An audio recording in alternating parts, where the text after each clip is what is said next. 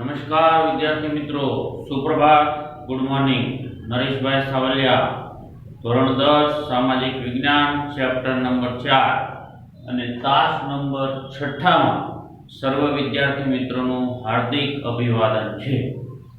આપણે ચોથા પ્રકરણની અંદર મધ્યકાલીન સાહિત્ય ચલાવતા હતા. એમાં પોઈન્ટ નંબર 5માં પહોંચ્યા હતા. મધ્યકાલીન સાહિત્ય એમાં 5મો પોઈન્ટ હતો, ત્યાં પહોંચ્યા હતા મધ્યકાલીન પ્રાદેશિક ભાષાનું સાહિત્ય. મધ્યકાલીન પ્રાદેશિક ભાષાના સાહિત્યનો પરિચય આપો. તો પહેલા પોઈન્ટની અંદર મધ્યયુગ દરમિયાન ગુજરાત અને બંગાળ રાજ્યની અંદર પ્રાદેશિક સુલતાનોએ પ્રાદેશિક ભાષાને રાજ્ય આશ્રય આપ્યો હતો. એટલે કે પ્રાદેશિક ભાષાના સાહિત્યકારોને એમણે રક્ષણ પૂરું પાડ્યું હતું. એટલે પહેલો પોઈન્ટ આ રીતે બનશે: મધ્યયુગ દરમિયાન બંગાળ અને ગુજરાતની અંદર સુલતાનોએ પ્રાદેશિક ભાષાને રાજ્ય આશ્રય આપ્યો હતો. નંબર 2, કબીરે પ્રાદેશિક ભાષા એટલે કે સંધુકડી ભાષામાં દોહાની રચના કરી હતી. હિન્દીની બે બોલીઓ છે. ભોજપુરી અને અવધી. મલિક મોહમ્મદ જાયસીએ અવધી ભાષામાં પદ્માવત નામનો ગ્રંથ લખ્યો હતો. મલિક મોહમ્મદ જાયસીએ અવધી ભાષાની અંદર પદ્માવત નામનો ગ્રંથ લખ્યો હતો. તુલસીદાસે લોક ભાષાની અંદર રામચરિતમાનસની રચના કરી હતી. તુલસીદાસ, લોક ભાષા, રામચરિતમાનસ. બરાબર? તુલસીદાસ, લોક ભાષા, રામચરિતમાનસ. વાલ્મીકી, સંસ્કૃત રામાયણ.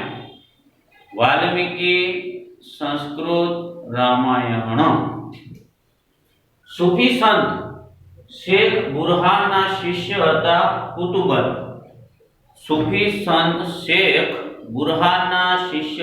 કુતુબન.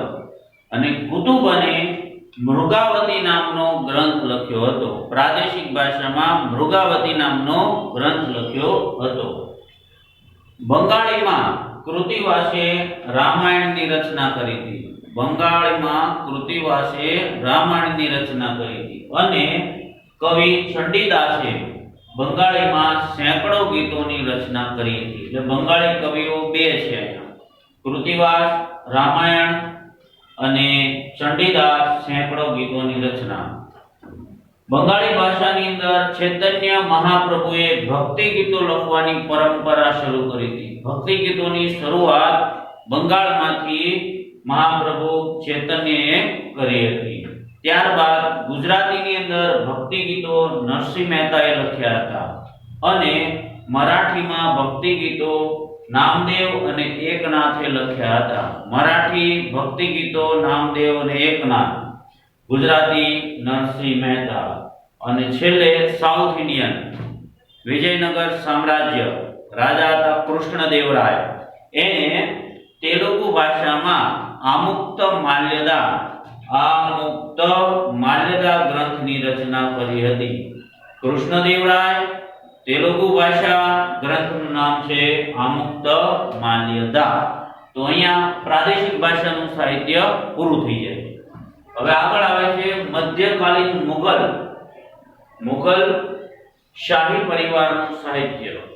મધ્યયુગની અંદર મુગલ કાળના રાજા પરિવારના જે સભ્યો હતા એ શાહી પરિવારના સભ્યો કહેવાય. એ ઘણા સારા લેખકો પણ હતા. એમણે ફારસી અને તુર્કી ભાષામાં સાહિત્યની રચના કરી હતી. તો અહીંથી પહેલા મુદ્દાથી લઈએ છે: મધ્યકાળ દરમિયાન મુગલ બાદશાહો અને શાહી પરિવારના સભ્યો તુર્કી ભાષાના સારા લેખકો હતા. બરાબર? એમાં આખી પેઢી આવી જાય. બાબરથી શરૂ કરી અને બહાદુર શાહ જફર સુધીની પેઢી આવી જાય છે. એનો પુત્ર એ રીતે કુલ 7 સુધી શાહી પરિવારના સભ્યો પેઢી દર પેઢી રાજા રહ્યા હતા, જેને આપણે મુઘલ કાલીન સાહિત્ય કહીએ છીએ.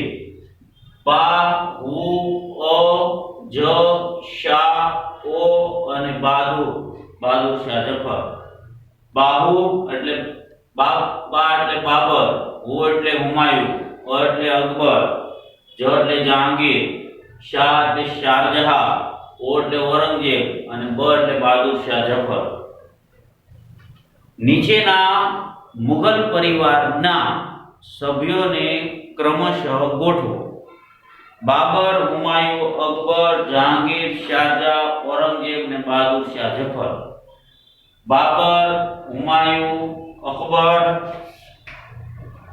જહાંગીર શારજહાં ઔરંગઝેબ અને બહાદુર શાહ જફર તો એટલા 7 રાજાઓ મુગલ કાળમાં થઈ ગયા હતા તો આપણે બાબરથી શરૂઆત મુગલ કાળની સ્થાપના મુગલ રાજ્યની શરૂઆત બાદશાહ બાબરે કરી હતી બરાબર બાબરે તુર્કી ભાષામાં તુજુકે બાબરી નામની પોતાની આત્મકથા લખી હતી બાબર તુર્કી ભાષા આત્મકથાનું નામ તુજુકે બાબરી એનું ભાષાંતર ફારસીમાં બાબરનામા તુજુકે શબ્દ હોય એટલે તુર્કી ગ્રંથ સમજી લેવાનો અને નામા શબ્દ હોય એટલે ફારસી નામા તો ફારસી તુજુકે હોય તો તુર્કી બરાબર બાબરની આત્મકથા તુર્કીમાં તુજુકે બાબરી એનું ભાષાંતર ફારસીમાં બાબરનામા નામે થયું હતું નંબર 2 હુમાયુ લેખન વાંચન કલા જાણતો નહોતો લખતા વાંચતા આવડતું નહોતું મતલબ કે થમ્સઅપ છાપ હતો તેથી એની બહેન ગુલબદન બેગમે ફારસી ભાષામાં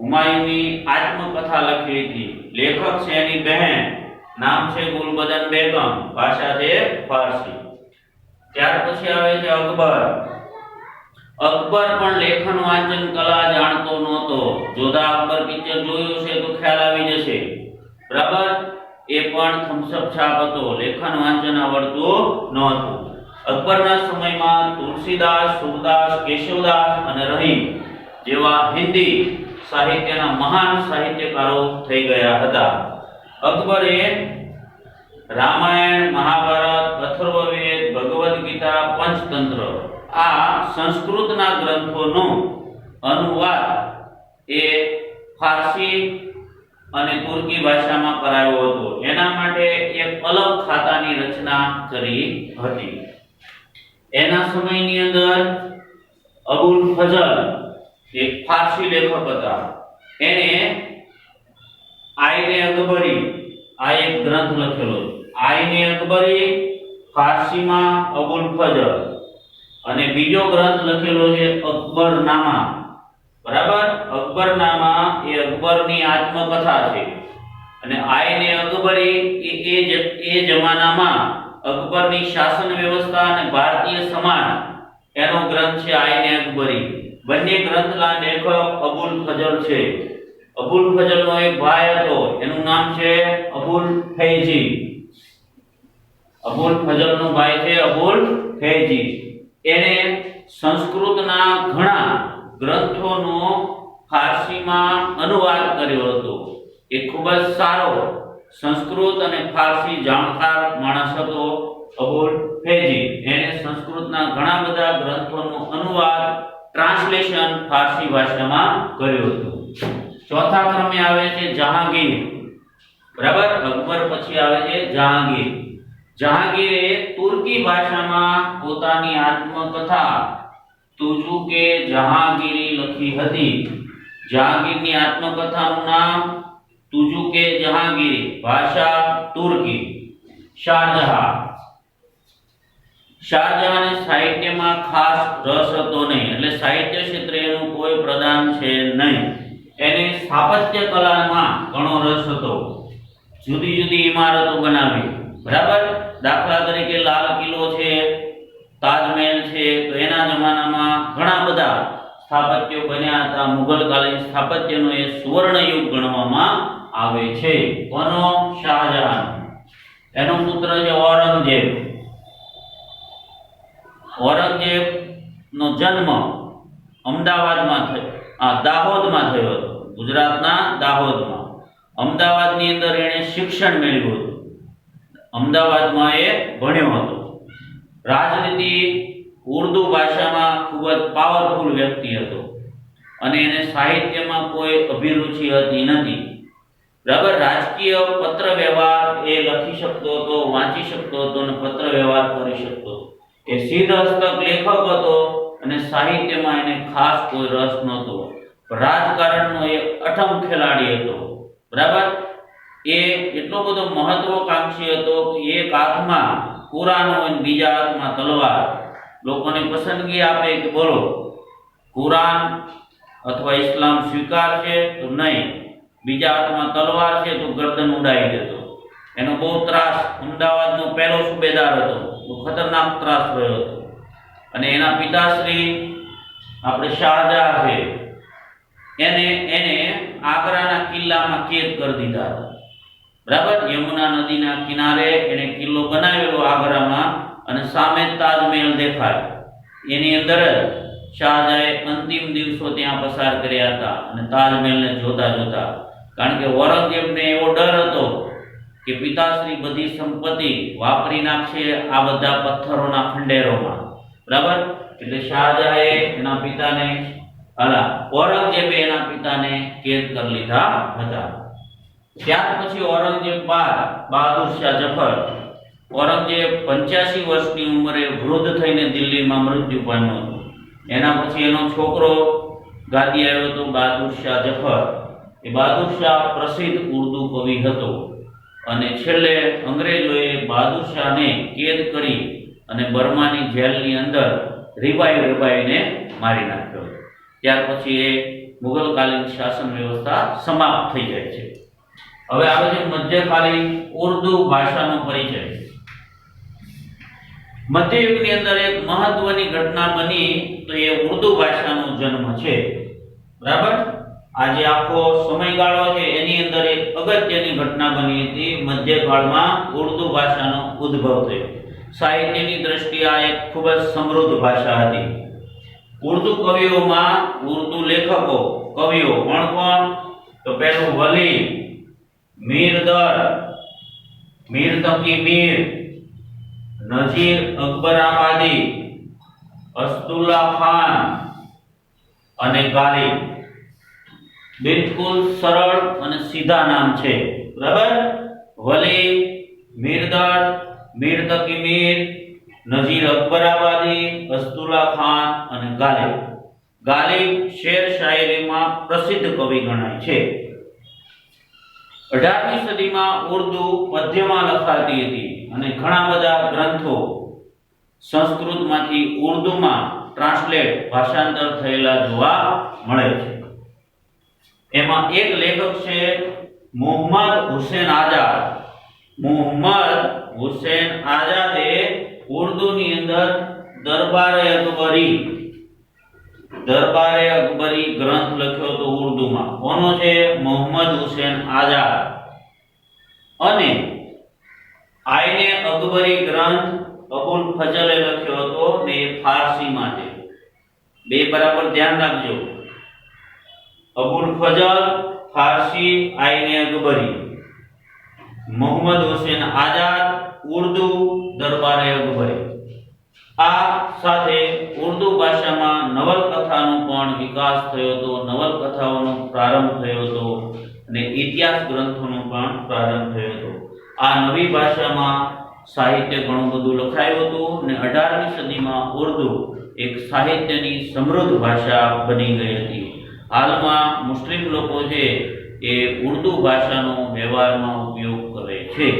પાકિસ્તાનની અંદર તમે જો તો મોટા ભાગનું સાહિત્ય, લેખન, પત્ર વ્યવહાર ઉર્દુમાં થાય છે. આપણે ભારતની અંદર પણ મુસ્લિમ ભાઈ બંધુઓ છે એ ઉર્દુનો ઉપયોગ કરે છે. તો એટલે સુધી આપણે ચલાવ્યું. પછી નેક્સ્ટ પીરિયડે આ મધ્યકાલીન વિભાગ પૂરો થઈ જાય છે. વિદ્યાપીઠોનો આપણે પરિચય મેળવીશું એ આગલા પીરિયડથી. બરાબર. જય સ્વામિનારાયણ. Good bye.